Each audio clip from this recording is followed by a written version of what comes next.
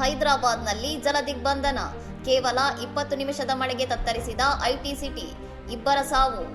ಹೈದರಾಬಾದ್ನಲ್ಲಿ ಮಂಗಳವಾರ ಸುರಿದ 20 ನಿಮಿಷಗಳ ಭಾರೀ ಮಳೆ ಮುಂಗಾರು ಪೂರ್ವ ಸಿದ್ಧತೆಗಳ ಬಣ್ಣ ಬಯಲು ಮಾಡಿದ್ದು ನಗರದಾದ್ಯಂತ ಸಂಚಾರ ಅಸ್ತವ್ಯಸ್ತಗೊಂಡು ಜನಜೀವನ ತತ್ತರಿಸಿದೆ. ಈ ಅಕಾಲಿಕ ಮಳೆಗೆ ಬಂಡ್ಲಗೂಡದಲ್ಲಿ ಇಬ್ಬರು ಯುವಕರು ವಿದ್ಯುತ್ ಸ್ಪರ್ಶದಿಂದ ಮೃತಪಟ್ಟಿದ್ದು, ನಗರದ ವಿವಿಧೆಡೆ 76 ಮರಗಳು ಧರೆಗುರುಳಿವೆ ಮತ್ತು ಚಟ್ಟಾ ಬಜಾರ್ನಲ್ಲಿ ಕಟ್ಟಡದ ಕಮಾನು ಕುಸಿದಿದೆ.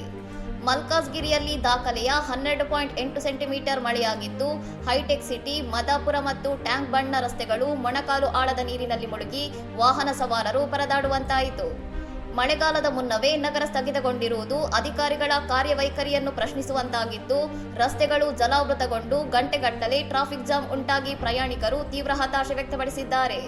ಪರಿಸ್ಥಿತಿಯನ್ನು ನಿಯಂತ್ರಿಸಲು ಹೈಡ್ರಾ ಮತ್ತು ವಿಪತ್ತು ನಿರ್ವಹಣಾ ತಂಡಗಳು ಕಾರ್ಯಾಚರಣೆ ನಡೆಸಿದ್ದು, ಸಚಿವ ಪೊನ್ನಂ ಪ್ರಭಾಕರ್ ಅವರು ಪರಿಸ್ಥಿತಿಯ ಪರಿಶೀಲನೆ ನಡೆಸಿದ್ದಾರೆ. ಹವಾಮಾನ ಇಲಾಖೆ ಬುಧವಾರವೂ ರಾಜ್ಯದ ಕೆಲವು ಭಾಗಗಳಲ್ಲಿ ಭಾರೀ ಮಳೆಯಾಗುವ ಮುನ್ಸೂಚನೆ ನೀಡಿದ್ದು, ಮುಂಬರುವ ದಿನಗಳಲ್ಲಿ ನೈಋತ್ಯ ಮಾನ್ಸೂನ್ ತೆಲಂಗಾಣದತ್ತ ಮತ್ತಷ್ಟು ಮುನ್ನಡೆಯಲಿದೆ ಎಂದು ತಿಳಿಸಿದೆ. ಇನ್ನಷ್ಟು ಸುದ್ದಿಗಳಿಗಾಗಿ ನೋಡ್ತಾ ಇರಿ ಸೌರಂ ಟಿವಿ.